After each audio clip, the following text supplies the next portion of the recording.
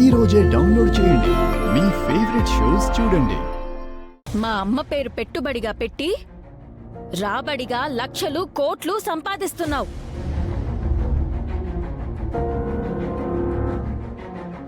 ఈవిడికి నాట్యం రాదని మొన్న హోటల్లో ఈవిడితో నేను పోటీ పడి నేను ఓడించాను. నేను మా అమ్మకు ఏకలవ్య శిశురాలినని నిరూపించుకున్నాను.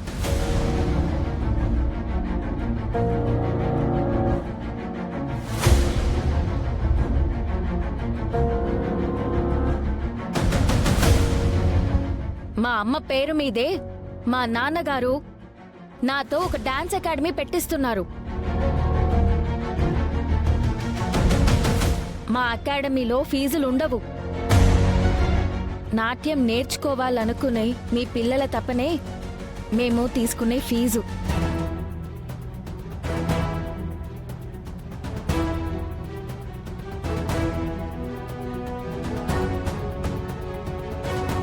మా పాపే మీ మొదటి శిష్యురాలు మేడం. తనను ఆశీర్వదించండి. నిండు నూరేళ్లు చల్లగా ఉండు తల్లి.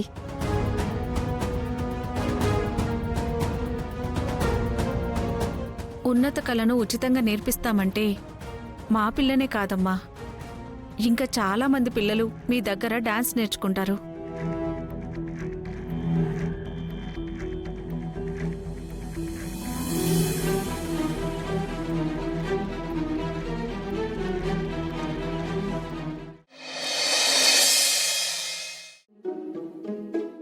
ఏం చెప్తున్నావు విందు? తనకని తెచ్చిన ఇంత కాస్ట్లీ నెక్లెస్ భూమి నీకిచ్చేసిందా? అదేనండి భూమి గొప్పతనం. మేం చూడలేదు గాని మా అమ్మ చెప్తూ ఉండేది మా శోభచంద్రత్తయ్య చాలా గొప్పదని. తన కోసం కాకుండా తన వాళ్ల కోసం ఆలోచిస్తుంది అని. ఇప్పుడు మేము శోభచంద్రత్తయ్యను భూమిలో చూసుకుంటున్నాం. గ్రేట్ ఇందు. అలాంటి భూమి చెల్లెమ్మ గగన్ బావకి భార్య కావడం గగన్ బావ అదృష్టమనాలో భూమి చెల్లెమ్మ అదృష్టమనాలో చెప్పడం కష్టమే. ఇద్దరు ఒకరికొకరు మేడ్ ఫర్ ఈచ్ అదర్. అలాంటి మేడ్ ఫర్ ఈచ్ అదర్ల పెళ్లికి ఇన్వైట్ చేయడానికే నేను ఇప్పుడు వచ్చాను. మావయ్య. నాన్న నమస్కారం బావగారు. రండి నమస్కారం అండి. ఏమోయ్ బావగారికి కాఫీ తీసుకురాపో. అలాగేనండి. బావగారు ఇప్పుడు ఆ ఫార్మాలిటీస్ ఏం వద్దు. ఇంకా చాలా మందికి శుభలేఖలు ఇవ్వాలి.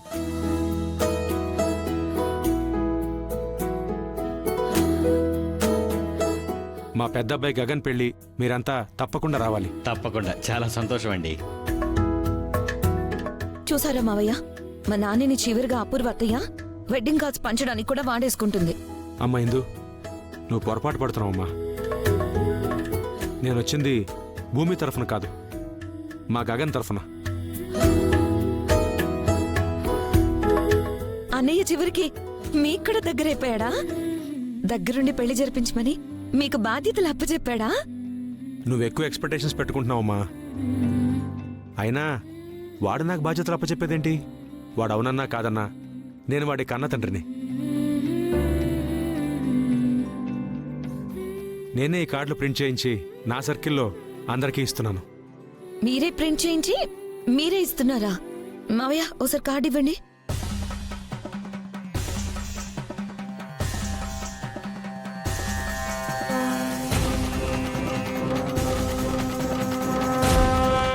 నాన్న, కార్డులో మీ పేరు కూడా వేయించారు.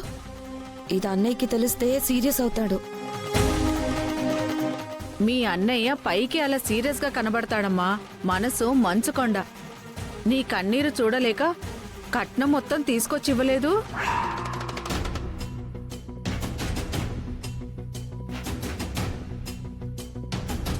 ఏమన్నావమ్మా? ఇందుకు మేము ఇవ్వాల్సిన కట్నం గగన్ ఇచ్చాడా? ఇచ్చాడు బావగారు, కానీ ఎవరికి చెప్పొద్దన్నాడు. మళ్ళీ మీ నుండి కూడా మమ్మల్ని ఆశించొద్దు అన్నాడు. అందుకే ఆ రోజు మీ దగ్గర కట్నం వద్దనేసాం. ఈ పాడు మొహన్నేమో మీ దగ్గర నోరు జారేసింది. మీరేం మనసులో పెట్టుకోవద్దండి. బావగారు మళ్ళీ ఎవరితో అనకండి. అల్లుడు గారు మా మీద సీరియస్ అవుతారు. వాడు నా మీద ఎప్పుడూ సీరియస్ అవుతుంటాడు బావగారు. ఒకప్పుడు ఇందుకి వాడంటే ద్వేషం, కానీ దీని కష్టాన్ని అర్థం చేసుకుని వాడు సహాయం చేశాడు. అందరి కష్టాలని అర్థం చేసుకుంటాడు, అందరినీ అర్థం చేసుకుంటాడు, ఒక నన్ను తప్ప. ఆ, అలా ఎందుకు అనుకోవాలి మావయ్య గారు? మీరు చేసిన దానికి తప్పక పైకి కోపం చూపిస్తున్నాడేమో, మిమ్మల్ని కూడా తను ప్రేమిస్తున్నాడేమో. మీకు కష్టం వచ్చిందని తెలిస్తే అప్పుడు తనలోని ప్రేమ బయటపడుతుందేమో. కరెక్ట్గా చెప్పావు వంశీ. అందరినీ అర్థం చేసుకున్నవాడు ఈ నాన్నని ఎందుకు అర్థం చేసుకోలేదనుకోవాలి? వాడికి మనసులో నా మీద ప్రేమ ఉంది, కానీ పైకి నటిస్తున్నాడు. ఇంక నటించలేడు. ఇప్పుడే వాడికి ఫోన్ చేసి మాట్లాడతాను.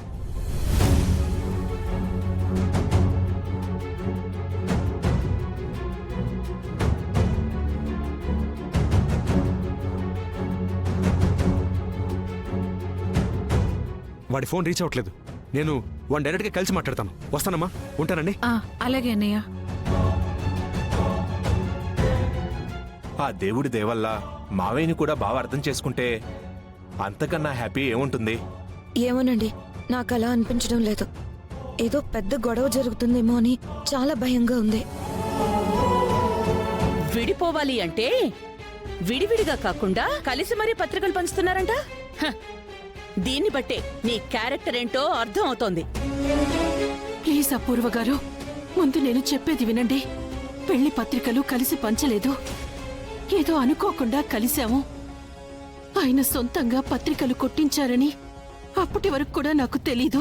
నోర్ముయ్, నంగనచ్చి తుంగుపుర్ర కథలు చెప్తే నమ్మేయడానికి మే ఆయన వెర్రిమొహల్లా కనిపిస్తున్నావా? నువ్వు ఎంత జాణ కాకపోతే మా కేపీనే నీ వెంట తిప్పుకుంటావు. ప్లీజ్ అపూర్వ గారు, దయచేసి నన్ను అర్థం చేసుకోండి. ఏ రోజు నా వెంట తిరగమని లేదా మా ఇంటికి రమ్మని కానీ ఆయన్ని నేను ఎన్నడూ అడగలేదు.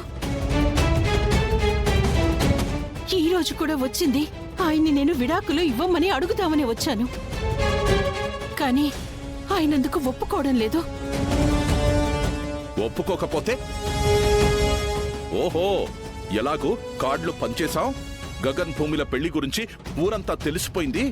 ఇక ఈ శరత్ చంద్ర పెళ్లిని ఎలా ఆపుతాడు అనుకుంటున్నావా శారదా? గుర్తుపెట్టుకో, ఈ పెళ్లిని నేను పీటల మీద కూడా ఆపగలను. నువ్వే గాని కేపీకి విడాకులు ఇవ్వలేదో ఆపే తీరతాను.